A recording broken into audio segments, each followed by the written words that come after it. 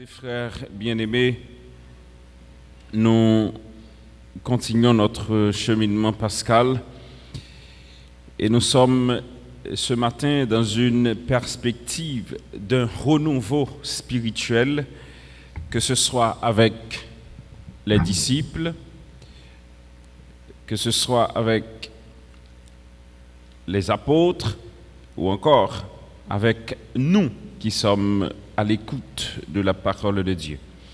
On vient d'écouter avec admiration 2 portions de lecture tirées du livre des Actes des Apôtres et de l'autre, l'Évangile selon saint Luc au chapitre 24e. Dans la première lecture, on contemple la grandeur de Dieu par l'action des disciples. Un Dieu qui passe à travers nos faiblesses et il n'utilise pas l'effort et même la force, mais plutôt la sagesse et la simplicité. Dieu nous rejoint surtout dans une humilité extraordinaire et nous dicte comment entrer dans son plan et projet d'amour pour notre libération totale, pour notre salut. Si nous acceptons de prendre le chemin de l'humilité, nous connaîtrons la paix, la vie, mais surtout la réconciliation totale avec Dieu. Pierre témoigne de la grandeur de Dieu dans notre quotidien.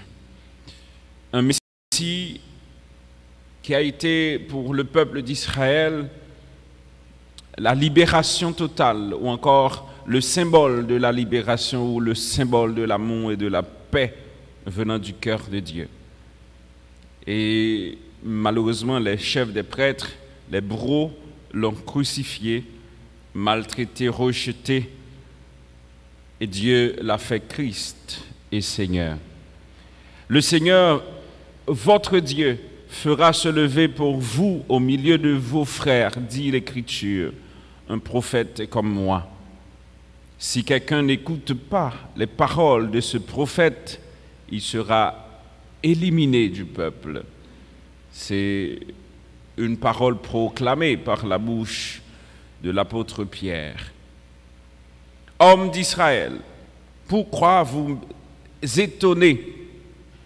Pourquoi fixer les yeux sur nous comme si nous avions fait marcher cet homme? Par notre puissance ou notre sainteté personnelle. C'est Dieu qui a accompli ce miracle par le bras de son Fils, mort et ressuscité.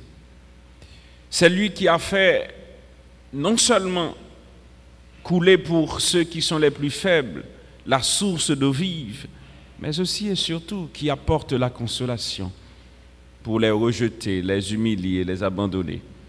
C'est le temps de la grâce, c'est le temps de la consolation et c'est le temps de la joie. On peut se rappeler de ce Pierre, ou encore de cet apôtre Pierre, frêle, fragile et même peureux, lors de l'arrestation de Jésus, qui ne pouvait même pas se tenir derrière lui, disant qu'il était un disciple du Christ, qui a choisi de renier le Maître par 3 fois avant que le coq soit chanté 2 fois, et qui avait même pris conscience que le Maître lui avait dit qu'il allait le renier. C'est ce Pierre qui est en train de nous partager sa foi, son intimité avec le Seigneur. C'est ce Pierre qui, devant 3, 4, 5 000 personnes, proclame que le Seigneur est Seigneur. C'est ce Pierre qui bravait l'hostilité, qui confrontait les prêtres et les bourreaux pour dire que le Seigneur, Dieu, l'a ressuscité. Et c'est aussi ce que le Seigneur attend de moi. C'est ce qu'il attend de chacun et de chacune de nous. Pouvant armer force et courage, foi et confiance, mais aussi humilité et sagesse dans la proclamation de l'Évangile.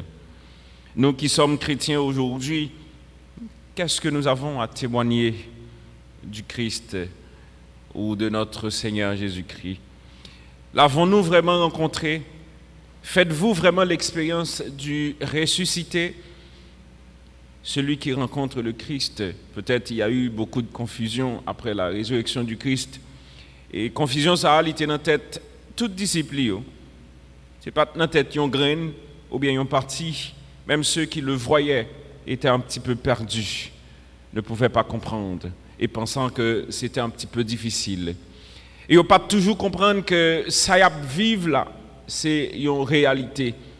Mais il fallait quand même du temps au Seigneur pour les aider à comprendre que tout ce qu'ils avaient entendu, proclamé par la bouche des prophètes et les Écritures, ils ont réalisé et ils ont en présence. Et c'est peut-être ce cheminement que le Seigneur, lui aussi, il fait avec nous. Mais même avec nous tous et nous chaque, qui est difficile à comprendre et à croire, difficile à accepter que le Seigneur marche avec nous. Écoutez, les jours difficiles nous font comprendre qu'on dirait que Dieu s'est éloigné de nous, l'éloigné de quotidien nous, l'éloigné de réalité nous. Jamais. Bon Dieu, pas jamais abandonné petite li. Et me dit nous sa dernière fois et m'a reprendre et m'a dit le même chaque jour. Dieu n'est pas un masochiste. Si nous sommes en train de souffrir, c'est pas parce que Dieu tourne le dos à chacun et chacune de nous. Non, c'est pas vrai. C'est parce que tout simplement nous sommes un petit peu confus. Nous perdons tête nous dans la confusion, dans ça qui est bon Dieu, dans ça qui n'est pas bon Dieu. Nous perdons tête nous dans ça qui est vrai et dans ça qui n'est pas vrai. Nous perdons tête nous dans ça qui est bien et ça qui est mal là. Et confusion vient permettre que nous ne soyons pas capables de profiter de cette miséricorde ou bien de l'amour de ce Dieu qui nous aime.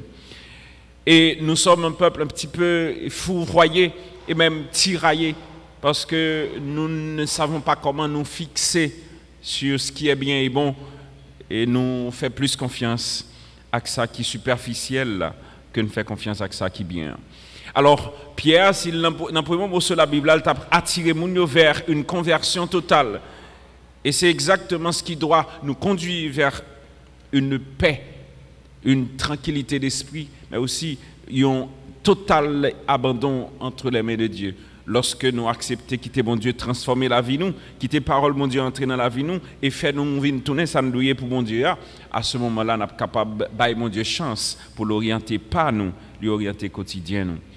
Et éviter d'être comme les disciples d'Emmaüs, qui en présence de Dieu fait l'expérience de cet amour miséricordieux, mais qui étaient incapables de le voir et de le comprendre. Nous marchons quotidiennement avec le Seigneur.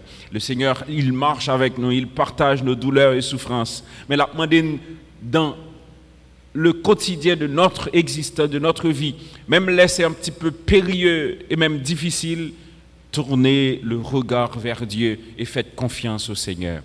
Pas abandonner le chemin que bon Dieu tracé pour nous. Pas perdre confiance dans bon Dieu. Sachez que Dieu est le maître, il est aussi le guide.